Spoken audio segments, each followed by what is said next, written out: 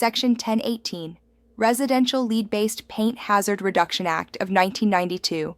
Section 1018 of the Residential Lead-Based Paint Hazard Reduction Act of 1992 is a federal law that aims to protect families from the health risks associated with lead-based paint in housing built before 1978.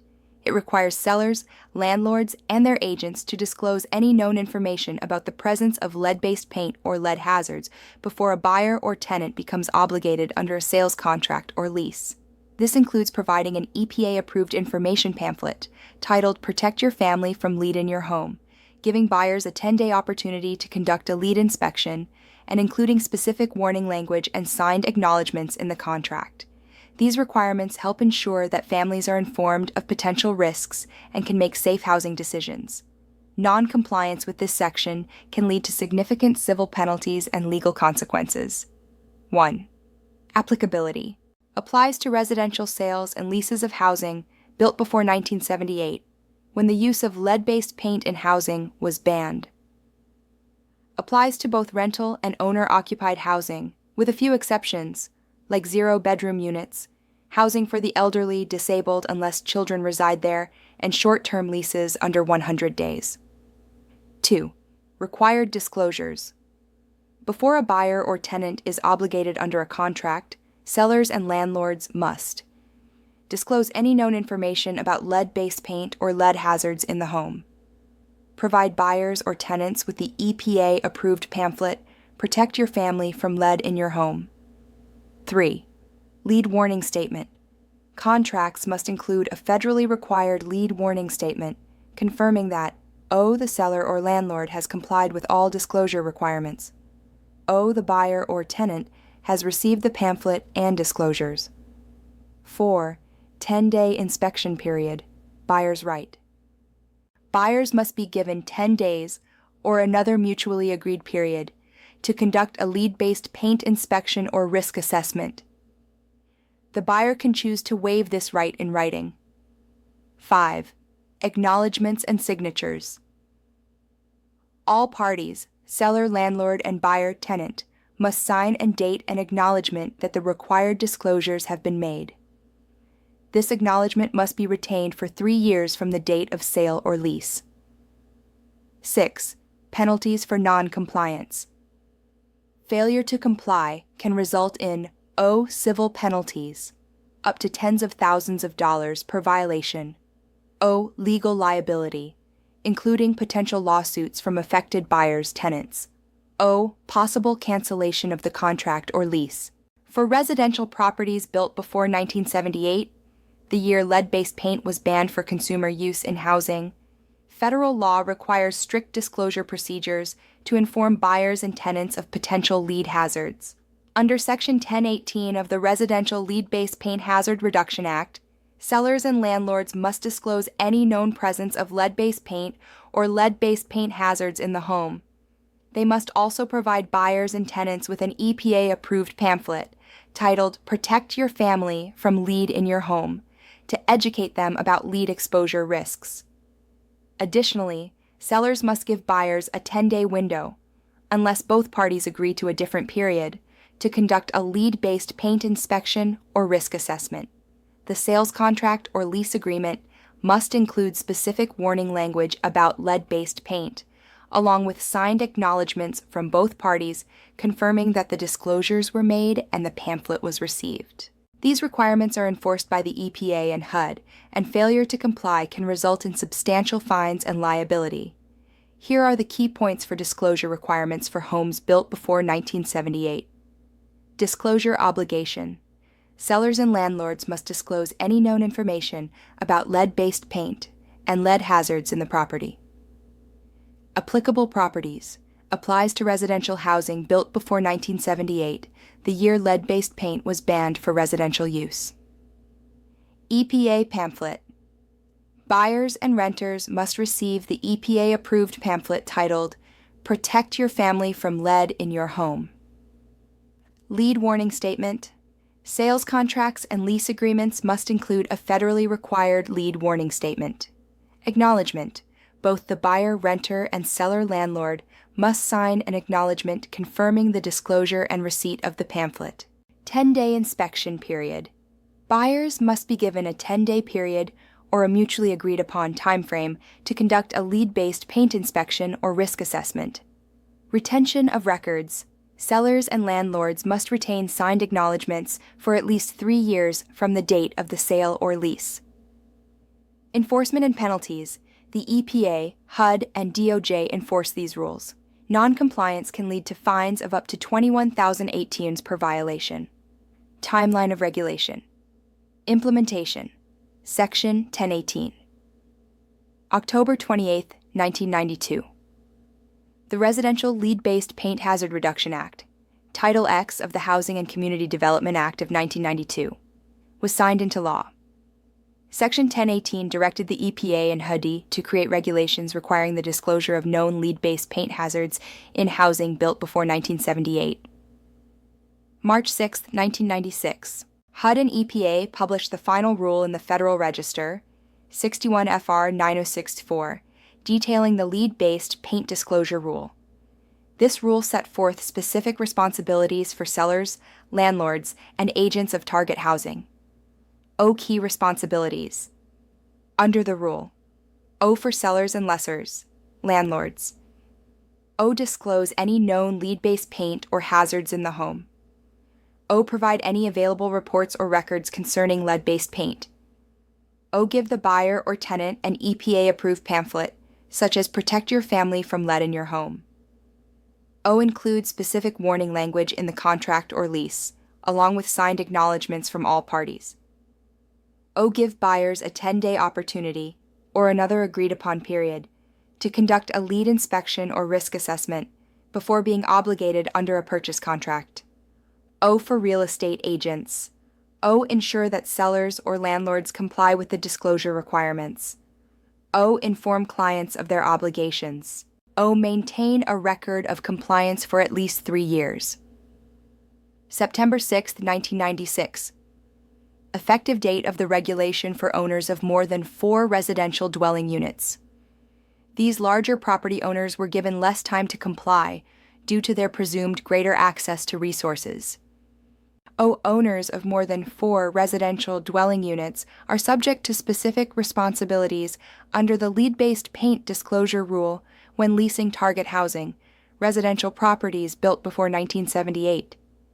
These owners must disclose the presence of known lead-based paint and lead-based paint hazards in the units, provide tenants with any available records or reports, and furnish the EPA-approved pamphlet, Protect Your Family from Lead in Your Home.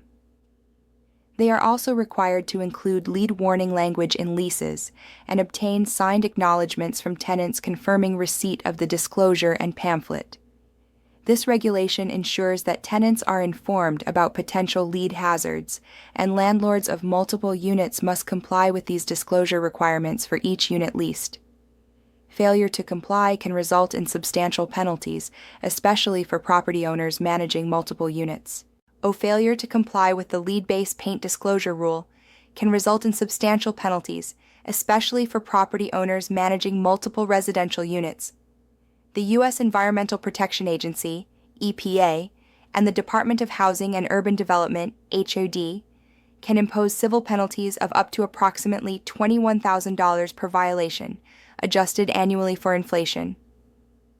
Each lease or sale transaction that does not meet the disclosure requirements can be considered a separate violation, meaning the fines can quickly add up for landlords with multiple units. In more serious or repeated cases, the Department of Justice, DOJ, may also pursue criminal charges or civil lawsuits, which can lead to court-ordered damages award. December 6, 1996. Full implementation date for all other property owners, including individuals or entities that own 4 or fewer dwelling units. From this date forward, all sellers and lessors of residential housing built before 1978 were required to comply with the disclosure rule. Post-1996 enforcement.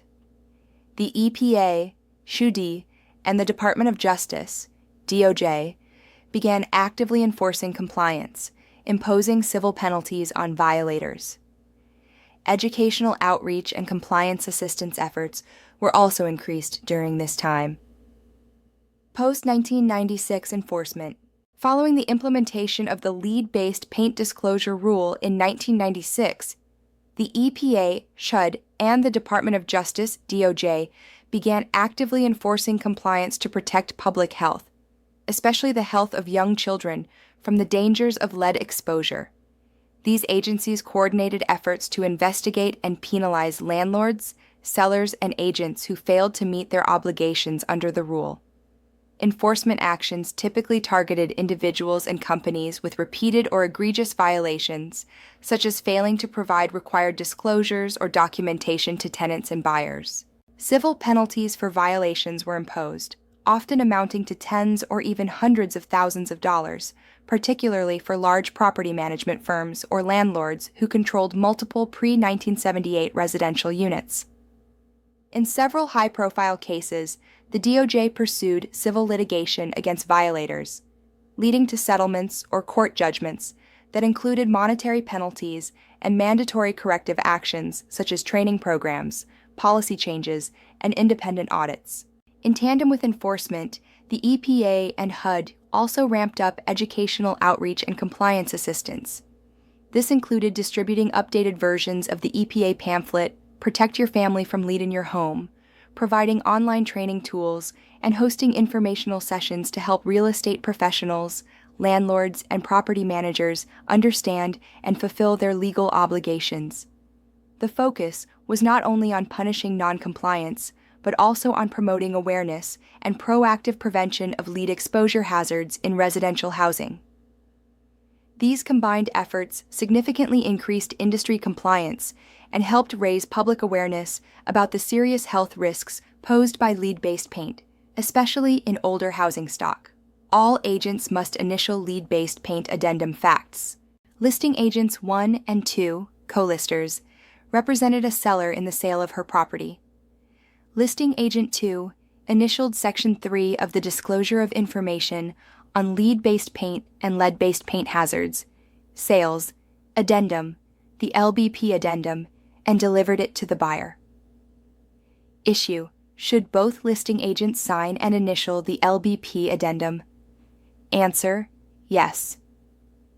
Discussion: Section 3 of the LBP Addendum states, Agent's Acknowledgement: any real estate agent who is to receive compensation from the seller or the listing agent with regard to the transaction contemplated in this disclosure must initial below. Therefore, both co-listers will need to sign and initial where indicated on the LBP Addendum. Lead-based paint disclosure required. Even if power of attorney signs. Facts: seller gave her daughter a power of attorney, POA, to sign documents on behalf of seller. Daughter states she will not sign the lead-based paint, LBP disclosure, because she is not the seller. Issue: can the LBP disclosure form be waived? Answer: no. Discussion: the daughter or seller must sign the LBP form as the law will not allow a party to waive the federally required disclosure form. The EPA has indicated the only properties exempt from the LBP disclosure requirements are property constructed after 1978, housing for elderly, disabled housing, unless children under age 6 reside in the property. Foreclosure transactions. Note, this is not an REO seller. Short-term leases. Lease renewals, where disclosure was previously made and no new information was provided. Sale, lease of zero-bedroom dwellings. REO property must use lead-based paint disclosure. Issue: the bank has foreclosed on a home built prior to 1978. At the foreclosure sale, the bank received a trustee's deed. The bank has now entered into a contract to sell the home, but does not want to use the lead-based paint disclosure forms. Is the bank, as the seller of an REO property, required to make a lead-based paint disclosure? Answer: yes. The transfer of title to the bank at the foreclosure sale by the use of a trustee's deed is exempt from the lead-based paint requirements. See 24 CFR Paper 3582A. There is no exemption, however, when the bank is acting like any other seller of real estate. Buyer may cancel the contract based on lead-based paint disclosure. Facts. The buyer and seller entered into an Arizona Realtors residential resale real estate purchase contract, the contract. The home was recently remodeled by the seller. He used old, reclaimed barn wood to trim an accent wall in the family room. The seller disclosed in the lead-based paint disclosure form that the reclaimed wood was from a barn constructed in the 1940s and likely contained lead-based paint. The buyer has small children and wants to cancel the contract. Issue: is the buyer able to cancel the contract based on the lead-based paint disclosure? Answer: yes. Discussion. Section 40 of the contract provides that the buyer may cancel the contract within 5 days of receipt of the lead-based paint disclosure. Thus, the buyer is entitled to cancel the contract based on the disclosed lead-based paint used in the accent wall.